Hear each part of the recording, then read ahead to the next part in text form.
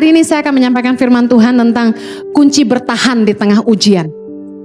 Saya percaya bahwa kita gak bisa berkata bahwa ikut Tuhan selalu mudah. Tapi kita percaya apapun yang kita hadapi, Tuhan pasti memberikan kekuatan dan jalan keluar. Katakan amin. Bagaimana supaya kita gak goyah, gak lemah dalam menghadapi ujian, masalah dalam kehidupan? Saya ingin share yang pertama. Berpeganglah hanya kepada firman Tuhan. Berpeganglah kepada kebenaran firman Tuhan. Jadikan firman Tuhan satu-satunya fondasi dalam kehidupan kita dan dalam mengambil keputusan. Kalau kita itu istilahnya punya pedoman hidup, kita harus punya satu acuan. Acuan hidup orang percaya haruslah firman Tuhan. Gak boleh ada yang lain. Dengar baik, Yesus ngajarin kita dalam Matius 7 tentang dua macam dasar. Saya ingin baca ayat 24 sampai 25 saja. Saudara tahu yang seterusnya.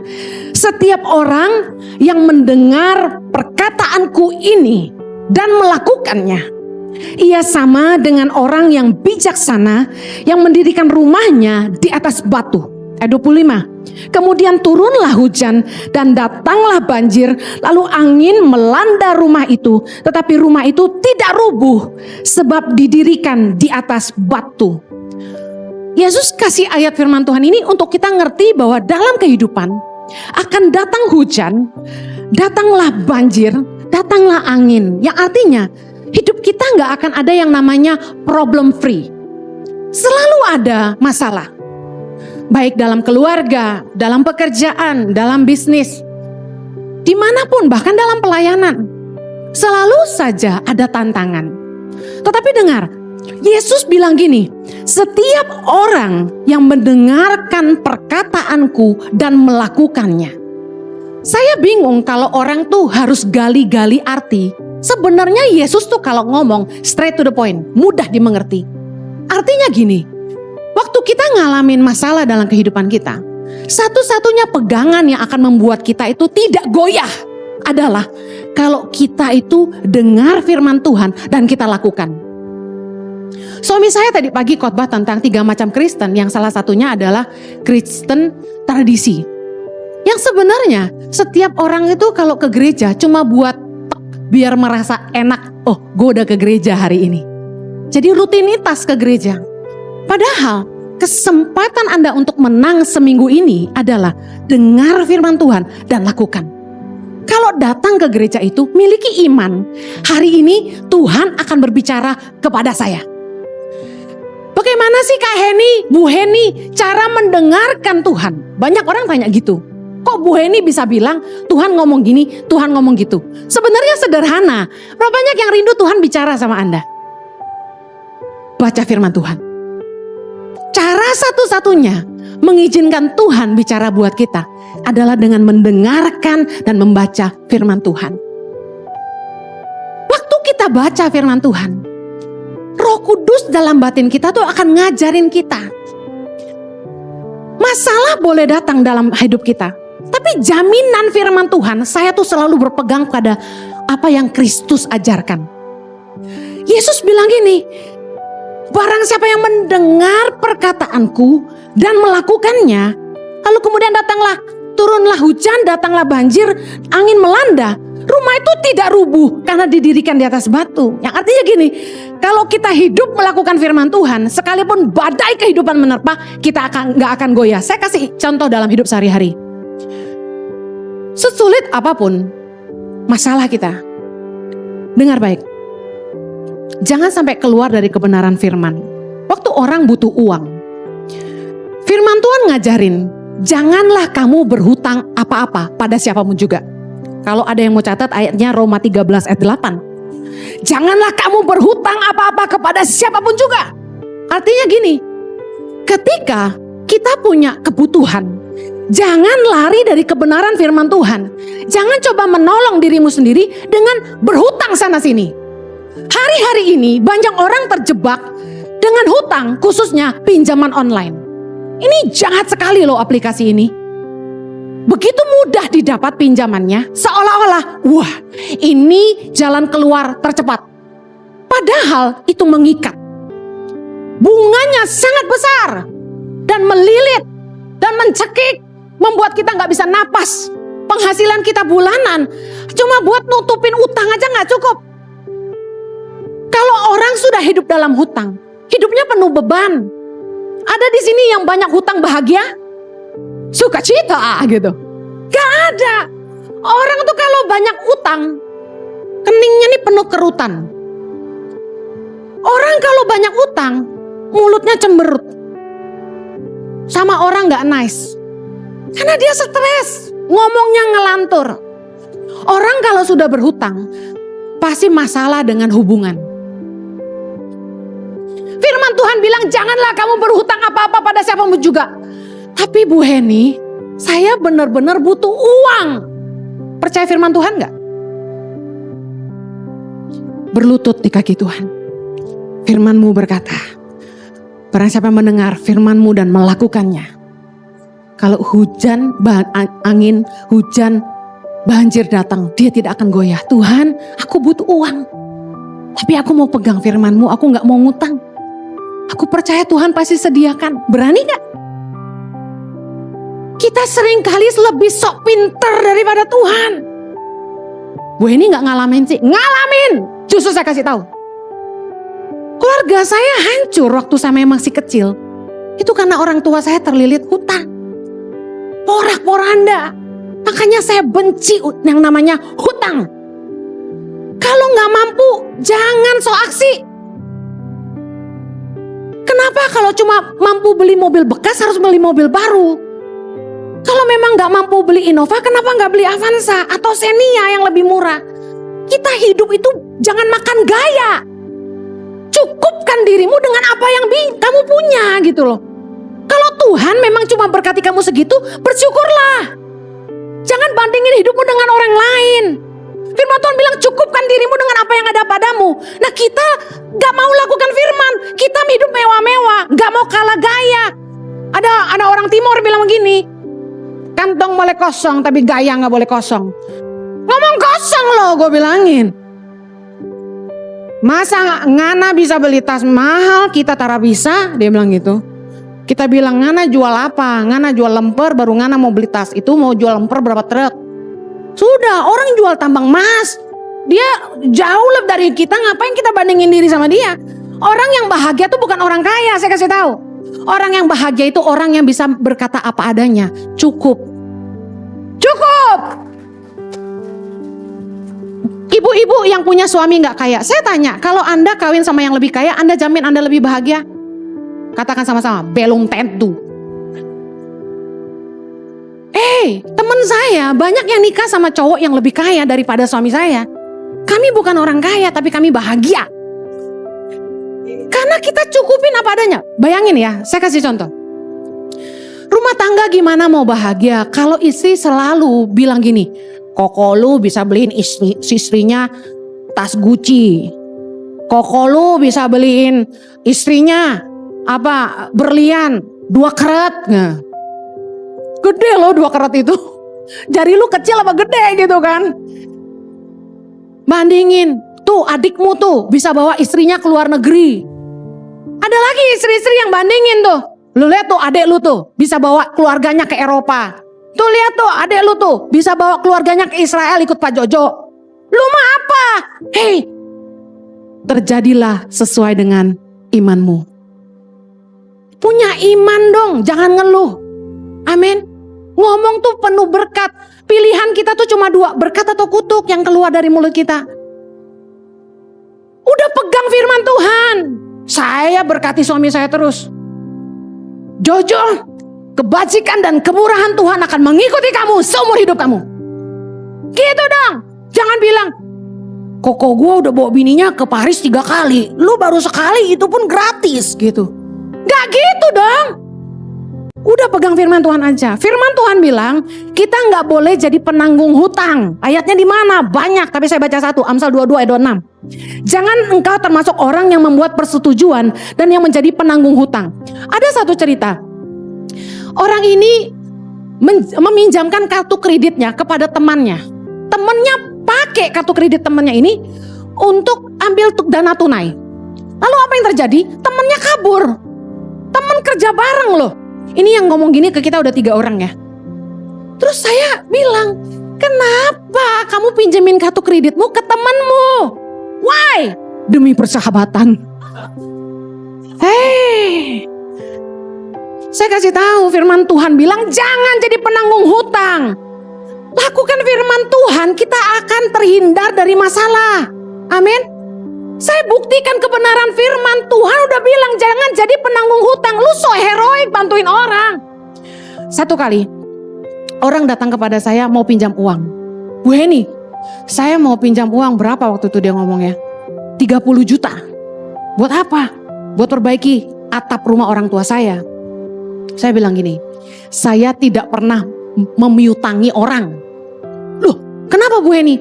Kalau saya mau bantu, saya bantu serelanya saya. Kenapa?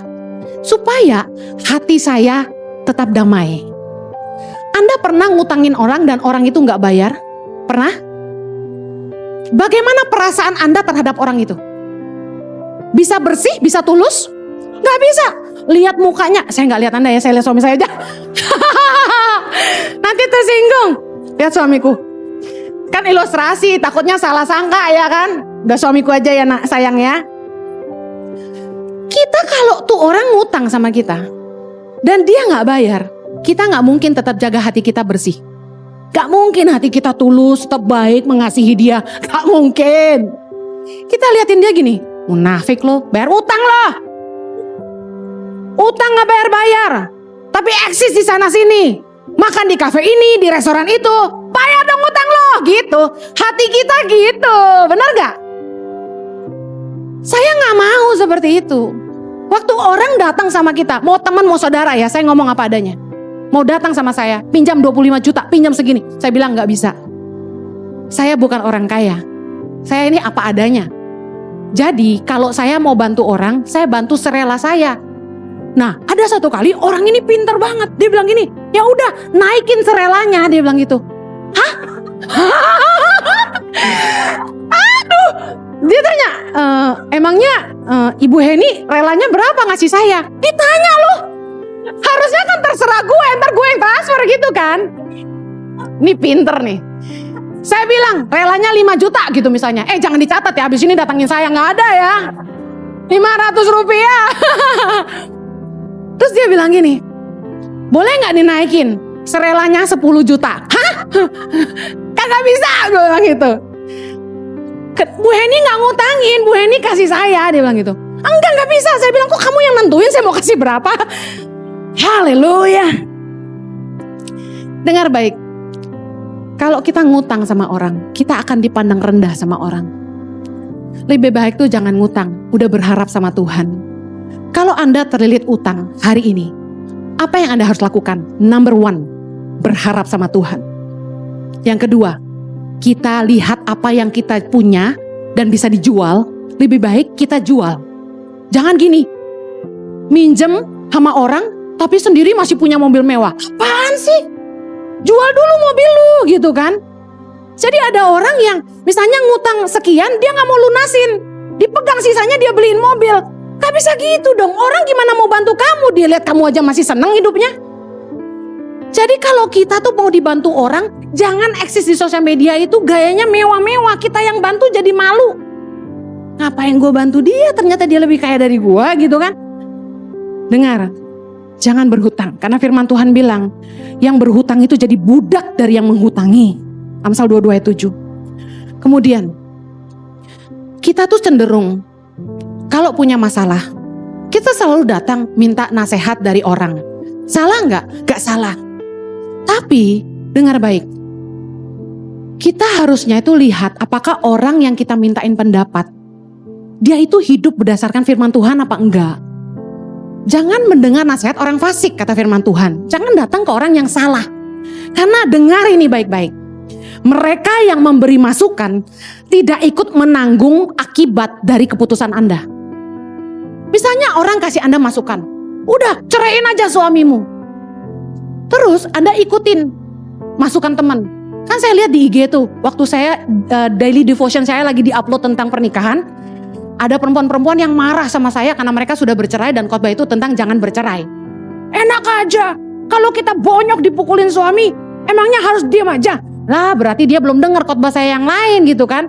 Anda boleh berpisah kalau Anda sampai mendapat kekerasan fisik, tapi berpisah sementara. Kalaupun mau bercerai, firman Tuhan bilang gak boleh nikah lagi. Boleh gak berarti pisah? Boleh, tapi dengan satu bayar harga. Gak nikah lagi sampai kita tidak terikat lagi, artinya dia dipanggil Tuhan. Saya bilang gini, jangan dengar masukan sembarang orang. Bijaksanalah memberi telingamu kepada orang. Kenapa? Waktu kita ngikutin saran dia, belum tentu kalau kita punya masalah dia mau nolong kita. Misalnya ibu ini, dia dikasih tahu kan sama temannya, ceraiin aja laki kayak gitu. Emang dunia cuma selebar daun kelor. Kawin lagi cari yang kaya, emang gampang. Saya punya temen cantik asli, gua sih lewat. Tapi hey, dia nikah udah 2 kali. Dua-duanya kaya, tapi sama jahatnya. Gimana? Emangnya second marriage will be better? Ada jaminan? Udah cerai nikah lagi. Saya bertanya, ada jaminan gak kebahagiaan di pernikahan kedua? Belum tentu. Saya pernah ketemu wanita yang menikah 3 kali. Berapa kali? 3 kali. Cukup gak buat belajar? Saya tanya. Cukup gak? Mari kita belajar. Saya tanya sama wanita ini, dari 3 suami Anda, mana yang paling baik? Dia bilang, yang pertama meskipun membuat menderita, masih bisalah ditoleransi. Yang 2-3 lebih jahat lagi. Kita cerai pun bukan jalan keluar terbaik. Saya balikin lagi. Oke, Anda sakit hati suami atau istri selingkuh. Anda memilih bercerai. Saya tanya, kalau Anda di posisi itu, Anda yang selingkuh, apa yang Anda harapkan? Dia ampuni. Ampuni. Berlutut di kaki pasanganmu, cium jempolnya, jarinya, semua. Banjiri dengan air mata. Ampuni aku, gitu kan. Kita pasti mau diampuni. Firman Tuhan katakan, apa saja yang kamu kehendaki orang lain perbuat kepada kamu, perbuatlah demikian. Dari seluruh hukum Taurat dan kitab para nabi bergantung dari ayat ini. Bahwa bagaimana kita ingin diperlakukan, perlakukan itu ke orang lain. Kalau saya memilih diampuni pasangan saya juga harus ngampuni pasangan saya. Gak ada yang sempurna. Ketika ada masalah dalam rumah tangga, pasti ada sebabnya. Dan gak mungkin sumbernya cuma 1, pasti 2. It takes 2 to tango. Kalau kita mau Tuhan terlibat dalam hidup kita, dengar baik. Pastikan kita hidup dalam kebenaran. Jangan sampai kita keluar dari jalan kebenaran. Karena dosa justru memisahkan kita dari Allah. Misalnya kita nih lagi dalam kesusahan, pergumulan yang luar biasa. Badai kehidupan yang tidak tertahankan. Saya mau kasih tahu, Anda butuh pertolongan Tuhan enggak? Butuh. Butuh campur tangan Tuhan enggak? Butuh. Butuh mujizat Tuhan enggak? Butuh. Jangan malah berbuat dosa, jangan sampai keluar dari kebenaran kalau Anda ingin Tuhan campur tangan. Yesaya 59 ayat yang pertama, kita baca sama-sama. Sesungguhnya tangan Tuhan tidak kurang panjang untuk menyelamatkan, dan pendengarannya tidak kurang tajam untuk mendengar. Tetapi yang merupakan pemisah antara kamu dan Allahmu ialah segala kejahatanmu. Dan yang membuat dia menyembunyikan diri terhadap kamu sehingga ia tidak mendengar ialah segala dosamu. Sebab tanganmu cemar oleh darah dan jarimu oleh kejahatan. Mulutmu mengucapkan dusta, lidahmu menyebut-nyebut kekurangan. Dosa memisahkan kita dari Allah. Kalau kita ingin tetap dekat dengan kasih karunia, jagalah kebenaran firman Allah. Bu, benar-benar butuh uang, udah gak ada lagi yang bisa dijual, gimana? Kerja double shift, kerja double job. Dengar baik, cium kaki orang yang engkau hutangi kalau perlu, dan minta kesempatan perpanjangan waktu. Minta keringanan, datang ke bank. Saya gak punya uang, saya gak bisa bayar. Kalau bank mau tetap saya lunasi, kasih saya perpanjangan waktu. Contoh, harus due bayar akhir bulan ini. Gak punya uang gimana? Mau penjarakan saya, tambah hutangnya gak dibayar. Gitu aja datang ke bank. Kalau mau saya bayar, kasih saya perpanjangan waktu. Berapa lama? Mereka akan tantang. Hitung baik-baik. Butuh 5 tahun. Bunga akan tetap berjalan. Karena secara hukum OJK itu gak bisa dihilangkan. Tapi paling gak kita beroleh keringanan cicilan bulanan. Nah, dari pihak kita, pegang omongan, jadi orang yang bisa dipercaya. Bayar cicilannya, kemudian kerja keras. Kalau perlu, kerja pagi siang malam untuk melunasi hutangmu.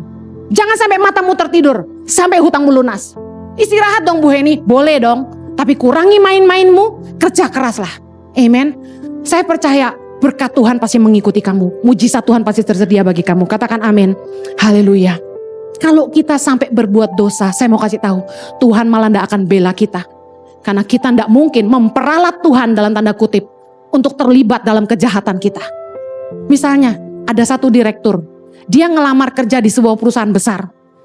Dia tulis di CV-nya, di resumenya, bahwa dia tuh ex-direktur di perusahaan sebelumnya. Padahal di perusahaan itu dulunya dia cuma manajer. Bayangin, berani ya, bikin CV palsu. Kemudian dia kerja sama perusahaan ini, baru 1 bulan dipecat. Diusir keluar dari fasilitas rumah, gaji 100 juta, diusir. Kenapa? Nipu. Dia gak becus. Mari jangan sampai kita berdusta, jangan sampai kita nipu. Kerja keraslah. Orang yang bisa dipercaya dekat dengan berkat Allah. Amin. Yang kedua, bagaimana kita kuat menghadapi ujian? Mendekatlah kepada Tuhan. Ada orang yang justru di masa susah, saking kecewanya, itu bilang sama saya gini, percuma saya doa, Tuhan gak jawab-jawab. Ibu jangan suruh saya baca firman, saya udah tahu semua isi Alkitab, dia bilang gitu. Saya doa Tuhan gak jawab, udah capek saya, dia bilang. Bertahun-tahun saya berdoa, gak ada jalan keluar. Akhirnya dia menjauh dari Tuhan. Dia jadi pahit sama Tuhan. Nah, saya kasih tahu, kalau masalah tuh berkepanjangan, jangan marah sama Tuhan. Tapi coba duduk tenang dan pikirkan, salahnya di mana. Pasti ada sebabnya. Contoh, Tuhan izinkan proses dalam hidup kita. Pastor Jojo tadi bicara dengan luar biasa. Yang pertama supaya kita bertobat. Kita udah tobat belum? Kenapa masalah kita gak kelar-kelar? Karena kita gak tobat-tobat. Kalau masalah ingin cepat selesai, kita harus cepat bertobat. Yang kedua, untuk membentuk kita. Nah, apa sih pembentukan Tuhan? Contoh, kita sombong. Kita kalau ngomong tinggi, selalu mandang rendah orang lain. Nah, kenapa proses gak kelar-kelar? Lu sombong sih, udah kere sombong lagi. Ada loh tipe-tipe orang yang dia butuh bantuan kita, tapi kalau dikasih tahu sok pintar. Nah, ini orang sombong. Mau dibantu tapi susah dikasih tahu. Ada kan tipe-tipe begitu? Ada orang yang datang sama kami mau pinjam uang. Saya tanya, untuk apa? Dia bilang gini, ya urusan pribadi saya dong. Ya cari sendirilah. Lu mau dibantu susah dikasih tahu. Jangan bantu orang yang begitu. Buang waktu. Problem kita gak akan selesai kalau kita gak mau berubah. Karena proses datang untuk membuat kita bertobat. Yang kedua untuk membentuk karakter kita. Yang ketiga apa sayang? Lupa aku tadi. Untuk membuat kita seperti Kristus ya. Lebih kreatif. Masalah itu bukan pertanda orang itu jauh dari Allah ya. Mari kita lihat ayatnya. Yohanes 15. Yohanes 15, pokok anggur yang benar, ayat yang pertama dan kedua. Kita baca sama-sama. Akulah pokok anggur yang benar dan Bapakulah pengusahanya. Setiap ranting padaku yang tidak berbuah dipotongnya, dan setiap ranting yang berbuah dibersihkannya supaya ia lebih banyak berbuah. Lihat baik, mereka yang tinggal di dalam Kristus, tidak berbuah itu dipotong. Berarti akan hidup kita kalau tidak berguna, Tuhan akan izinkan hidup kita diproses supaya hidup kita jadi berguna. Bisa paham ya? Kita yang malas, biasanya pertolongan-pertolongan dari orang sekitar kita itu dipangkas sama Tuhan. Orang yang kita andalkan tuh mengecewakan kita. Supaya apa? Supaya kita berbuah. Apalagi orang tinggal dalam Tuhan, artinya dia dekat dengan Tuhan. Sudah berbuah pun masih dibersihkan. Kenapa? Supaya kita gak tinggi hati. Supaya kita tetap mengandalkan Tuhan. Supaya kita berbuah lebih lagi. Waktu Tuhan pakai saya, Tuhan proses saya. Waktu ada peninggian dari Tuhan, ada perendahan dari orang lain yang Tuhan izinkan terjadi dalam hidup saya. Supaya saya ingat bukan saya tapi Tuhan. Waktu Marlon nyanyi lagu itu, saya tuh nangis terus karena lagu ini tuh selalu bagi saya, ini hati saya buat Tuhan. Bahwa satu-satunya yang saya andalkan tuh cuma Tuhan, gak ada yang lain. Saya gak punya apa-apa dan saya gak punya orang lain selain Tuhan. Kalau Tuhan gak tolong saya gak bisa. Justru kalau kita sungguh-sungguh ngandalin Tuhan ya, kita gak bisa sombong. Justru kalau orang tuh sampai sombong, berarti dia gak ngandalin Tuhan, dia ngandalin dirinya sendiri. Kita berani bilang bahwa kita mampu tanpa Tuhan? Gak bisa. Jangan menghakimi orang-orang yang sedang ditimpa masalah. Wah lo, problem datang terus tuh. Gak punya hubungan pribadi sama Tuhan ya. Nah lo ditimpa masalah tuh. Kenapa tuh gak punya keturunan? Nah gak diberkati sih. Kenapa perusahaannya susah? Gak bayar perpuluhan ya. Dengar baik, jangan suka ngehakimin orang. Semua orang punya masalah, semua orang ngalamin proses. Tuhan itu mengizinkan masalah datang supaya hidup kita dibersihkan. Supaya kita berbuah lebih banyak. Katakan amin. Amin. Kunci kita kuat dalam ujian adalah tetap tinggal di dalam Tuhan. Yohanes 15 ayat 4 berkata, tinggallah di dalam aku dan aku di dalam kamu. Sama seperti ranting tidak dapat berbuah dari dirinya sendiri kalau ia tidak tinggal pada pokok anggur, demikian juga kamu tidak berbuah jikalau kamu tidak tinggal di dalam aku. Ayat kelima, akulah pokok anggur dan kamulah ranting-rantingnya. Barang siapa tinggal di dalam aku dan aku di dalam dia, ia berbuah banyak, sebab di luar aku kamu tidak dapat berbuat apa-apa. Justru kalau lagi dilanda masalah, jangan meninggalkan Allah. Justru kita butuh Tuhan. Kenapa begitu? Karena Tuhan itu sumber hikmat dalam hidup kita. Tuhan itu yang memberikan kecakapan dalam hati kita. Saya percaya setiap kita diberi kemampuan oleh Tuhan untuk menyelesaikan masalah. Katakan amin. Saya percaya kalau kita mau ditolong Tuhan, jangan justru menghindar dari Tuhan. Tetap pegang Tuhan erat-erat. Apa yang terjadi ketika di tengah masalah kita tetap berpegang pada Tuhan? Saya katakan, di masa sulit pun kamu akan terus berbuah. Bayangin, di masa sulit, ketika kami berdua kesulitan, pandemi datang melanda, banyak partner tangan pengharapan yang meninggalkan tangan pengharapan karena mereka sendiri kesusahan. Kami gak marah sama mereka, tapi kami malah berdoa buat mereka. Tapi apa yang terjadi? Di masa pandemi, Tuhan memakai kami untuk menolong lebih banyak orang, menolong lebih banyak anak-anak lewat program peduli sesama. Bahkan sekarang kami memberikan beasiswa untuk anak-anak pedalaman yang cerdas, berintegritas, benar-benar takut akan Tuhan dan karakternya baik, untuk menjadi guru-guru bagi Indonesia. Doakan kami, karena saya merenung terus. Kami selama ini rekrut orang-orang dari seluruh Indonesia, dilatih di Jakarta, lalu diutus ke pedalaman dengan kontrak guru pedalaman cuma 1 tahun. Investasi yang kami berikan terlalu besar hanya untuk kontrak 1 tahun sebenarnya. Jadi saya bilang, apa ya yang lebih sustain ke depan?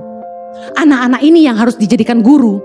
Supaya ketika kita sekolahkan mereka kembali ke daerah mereka dan mencerdaskan anak-anak mereka. Saya mulai melangkah dengan iman justru di masa sulit. Dan saya lihat penyertaan Tuhan yang luar biasa. Saya ingin katakan, kita buka gereja onsite ini bukan karena kita pengen keruk uang lebih banyak. Gak ada istilah seperti itu. Justru kami sediakan ibadah onsite ini karena kami tahu jemaat butuh. Ada jemaat yang gak seneng ibadah online. Sudah gak fokus gitu loh, liatin TV terus, bener gak? Lebih enak gini gak? Sebenarnya kalau coba tanya sama saya, Pastor Henny lebih suka online aja atau onsite? Lebih enak online, kenapa? Tapping, tayang, hari Minggu bisa bangun siang. Bisa makan sama anak. Bisa kumpul keluarga, pagi-pagi gak usah keramas. Tapi saya tahu ini kebutuhan. Nah, saya ingin kasih tahu gini, saya sangat bersyukur Anda gak takut COVID terus tetap datang ke gereja. Puji Tuhan. Justru kalau suami saya ini luar biasa. Saya tuh waktu COVID tuh takut keluar. Gak mau keluar. Dia bilang gini, kamu kalau takut, gak punya iman, kamu gak akan bikin apa-apa.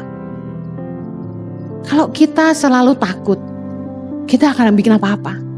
Mari terus mendekat sama Tuhan. Anda datang ke gereja, saya mau kasih tahu kedatanganmu gak akan sia-sia. Anda nyembah, jiwamu disegarkan. Saya ngerti rasanya. Matius 11 ayat yang ke-6. Dan berbahagialah orang yang tidak menjadi kecewa dan menolak aku. Yesus bilang gitu. Yesus tahu waktu kita ngadapin masalah. Kadang-kadang tuh saking tertekan dan tersesaknya, kita kadang-kadang udah kehilangan iman. Ini sebenarnya gue bakal punya anak gak sih gitu kan.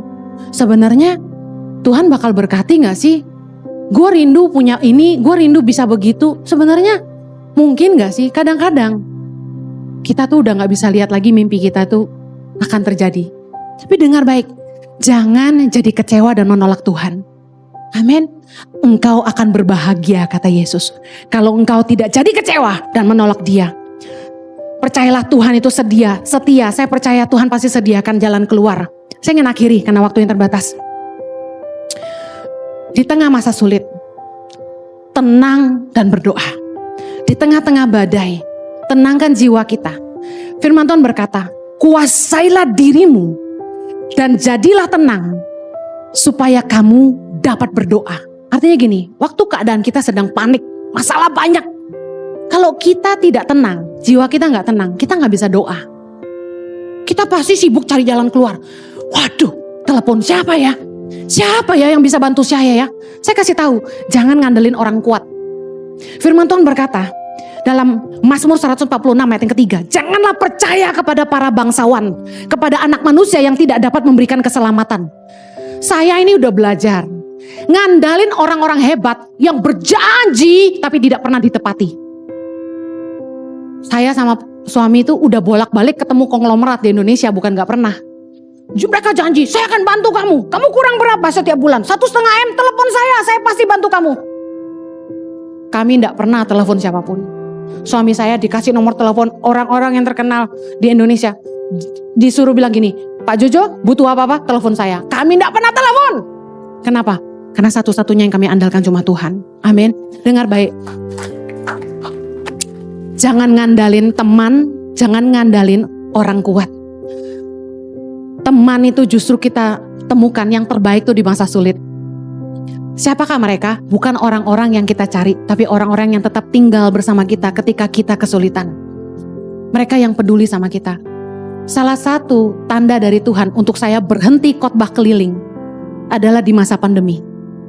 Tidak ada, bisa dibilang hampir tidak ada, hanya satu orang yang biasanya saya layani gereja-gerejanya. Itu telepon saya dan tanya, apakah kamu baik-baik?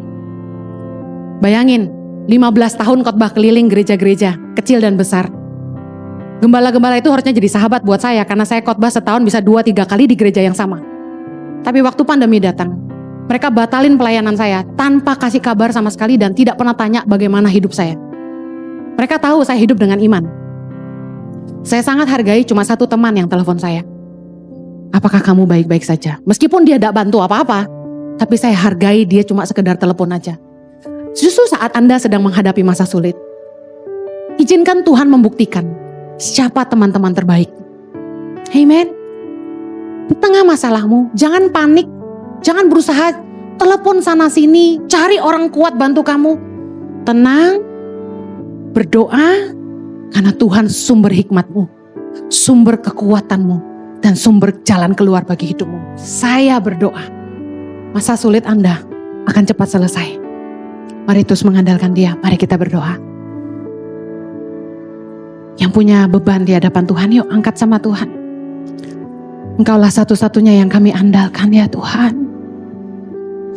Kami ini gak mampu tanpamu. Mana bisa tanpamu.